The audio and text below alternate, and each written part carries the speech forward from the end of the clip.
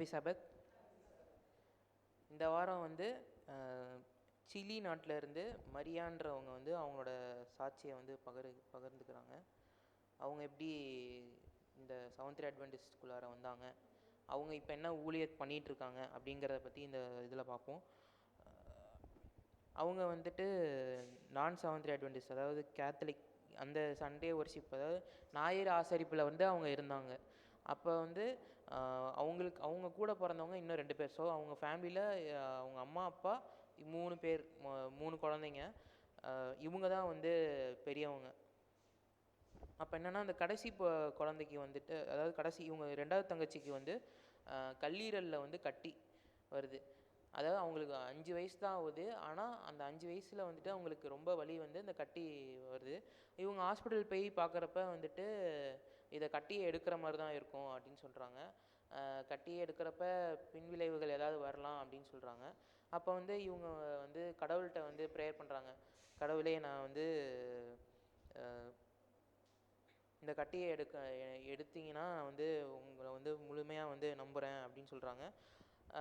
இவங்களுக்கு வந்து இவங்க வீட்டு பக்கத்தில் வந்துட்டு இந்த சர்ச்சு, அதாவது நம்ம செவன்த் அட்வென்டிஸ்ட் சர்ச்சு பாஸ்டரும் அவங்க பாஸ்டரமாகவும் இருக்காங்க. அவங்க வந்து இவங்களுக்காண்டி ப்ரே பண்ணுறாங்க, ஊக்கமாக ப்ரேயர் பண்ணுறாங்க.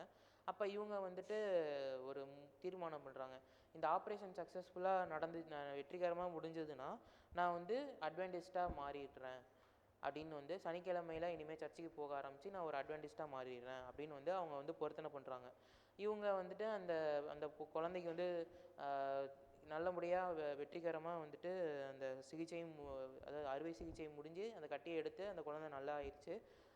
நல்லான பிறகும் வந்து என்ன பண்ணுறாங்கன்னா, அந்த சைடில் இருக்கிற இந்த பாஸ்டரும் அந்த பாஸ்டரமாகவும் வந்துட்டு விடாமல் வந்து இவங்க வீட்டுக்கு வந்து இவங்களை வந்து கேர் பண்ணுறதும், அவங்களுக்கு ஹெல்ப் பண்ணுறது, அவங்களுக்கு ப்ரே பண்ணுறது, அவங்களோட டெய்லி இதில் வந்து அவங்களுக்கு ஏதாவது தேவைன்னா அதை வந்து பூர்த்தி செய்கிறது, இந்த மாதிரி வந்து தொடர்ந்து அவங்க பண்ணிக்கிட்டே இருக்காங்க. கொஞ்சம் கொஞ்சமாக அவங்க இவங்க வந்து கடவுளை, அதாவது உண்மையான சத்தியத்தை வந்து இவங்க ஏற்றுக்கிறாங்க. ஒரு 2 வருஷம் கழித்து குடும்பமாக வந்து இவங்க வந்து நம்ம செவன்த் அட்வென்டிஸ்ட் சர்ச்சில் வந்து அவங்க வந்து வர ஆரம்பிக்கிறாங்க. 2 வருஷம் கழித்து தான் வந்துட்டு இவங்க வந்து வர ஆரம்பிக்கிறாங்க. அதுக்கப்புறம் வந்துட்டு 15 வருஷம் கழித்து வந்து, அதாவது இவங்களுக்கு 30 வயசு ஆகுது, 35 வயசு ஆகுது. அப்போ வந்துட்டு அப்போ தான் வந்து இந்த சாட்சியை வந்து இவங்க வந்து நம்மக்கிட்ட சொல்ல ஆரம்பிக்கிறாங்க. இப்போ அவங்களுக்கு வந்து இந்த சர்ச்சுக்கு வந்து கிட்டத்தட்ட ஒரு 15-16 வருஷம் கழித்து இவங்க வந்து எக்வடார் அப்படிங்கிற ஒரு பக்கத்து நாட்டில் வந்துட்டு இவங்க வந்து இந்த மிஷன் ஊழியம் வந்து செய்ய ஆரம்பிக்கிறாங்க. அதாவது அங்கே இருக்கிற சிறுவர்கள், அப்புறம் டீச்சிங் லைனில் வந்து அவங்கள வந்து என்ரோல் பண்ணிவிட்டு அவங்க வந்துட்டு கடவுளோட சத்தியத்தை வந்து சொல்லிக்கிட்டு இருக்காங்க.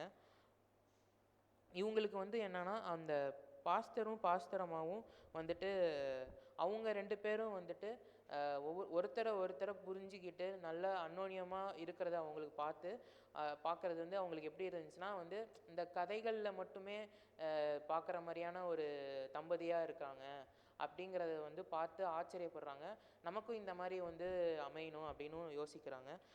அது வந்துட்டு அவங்க அங்கே ஜாயின் பண்ணி கொஞ்ச நாள்லேயே வந்துட்டு இந்த 2 வருஷத்துலேயே வந்து இவங்க வந்து ஞானஸ்தானம் பெற்றுக்கிறாங்க. அடுத்து வந்து இவங்க வந்து ஒரு இளஞ்சிவயிட்டு அம்மையாரோட ஒரு வாசகத்தை வந்து இது பண்ணுறாங்க. அது என்னன்னா, கிறிஸ்துவின் வழிமுறைகள் மட்டுமே மக்களை அணுகுவதில் உண்மையான வெற்றியை கொடுக்கும். இரட்சகர் மக்களின் நன்மைகளை விரும்பினவராக அவர்களுடன் இடைப்பட்டார், அவர்கள் மீது பரிவு காட்டினார், அவர்களுடைய தேவைகளை சந்தித்தார், அவர்களுடைய நம்பிக்கைக்கு பாத்திரமானார், பிறகு அவர்களிடம் என்னை பின்பற்றுங்கள் என்று அழைத்தார் அப்படின்னு வந்து, அதாவது சுகமாக்கும் ஊழியம் அப்படிங்கிற ஒரு இதிலிருந்து அவங்க எடுத்து போட்டிருக்காங்க. கடவுள் வந்துட்டு முதல்ல வந்துட்டு ஒருத்தரை பார்க்குறாங்கன்னா அவர் வந்துட்டு முதல்ல வந்து அவங்கள போய் சந்திக்கிறாரு, அதாவது இடைப்படுறாரு, அவங்களோட வாழ்க்கையில் இடைப்படுறாரு. அதுக்கப்புறம் வந்துட்டு அவங்க மேலே பரிவை காட்டுறாரு. அதுக்கப்புறம் அவங்களோட தேவைகளை வந்து பூர்த்தி செய்கிறாரு. அதுக்கப்புறமா வந்துட்டு என்னை பின்பற்றுங்கள், உங்களுக்கு விருப்பம்னா என்னை பின்பற்றுங்கள் அப்படின்னு சொல்கிறாங்க. நம்மளும் வந்து கடவுள் மாதிரியே வந்துட்டு ஊழியம் செய்கிறப்ப வந்து கடவுள் எப்படி இந்த உலகத்தில் வந்து அவர் வாழ்ந்தப்ப ஊழியம் செய்தாரோ அதே மாதிரி நம்மளும் ஊழியம் செய்யணும் அப்படின்றத வந்து அவங்க இங்கே வந்து மேற்கோள் காட்டியிருக்காங்க. இப்போ வந்துட்டு அவங்க வந்து எக்வடாருங்கிற ஒரு நாட்டில் இருக்காங்க. அந்த நாட்டில் அவங்க சந்தித்த ஒரு சுவாரஸ்யமான ஒரு சாட்சியை வந்து இந்த வாரத்தோட கண்டினியூஷனாக அடுத்த வாரம் வருது. அதை வந்து அடுத்த வாரத்தில் அவங்க வந்து சொல்லுவாங்க. இப்போ அவங்க வந்து ஒரு ரெக்வஸ்ட் வைக்கிறாங்க. அதாவது இப்போ இந்த 13ஆம் வார காணிக்கையில் ஒரு பகுதி வந்துட்டு இந்த சிலியில் இருக்கிற செவன்த் டே அட்வென்டிஸ்ட் யூனிவர்சிட்டியில் வந்துட்டு ஒரு 50 பேர் தங்குற மாதிரியான ஒரு டார்ம்னா வந்து ஹாஸ்டல் வந்து கட்டுறதுக்கு வந்து தேவைப்படுது. அங்கே வந்து 3000 மாணவர்கள் வந்து படிக்கிறாங்க அப்படின்னு சொல்கிறாங்க. ஸோ நம்ம வந்து இந்த 13ஆம் வார காணிக்கையின் ஒரு பகுதி நம்ம வந்து கொடுத்து அங்கே வந்து ஹெல்ப் பண்ணுறதுக்கு நம்மளால் முடிஞ்ச காணிக்கைகளை கொடுத்து உதவுவோம். வாய்ப்பை கொடுத்த தேவனுக்கு நன்றி. ஆமென்.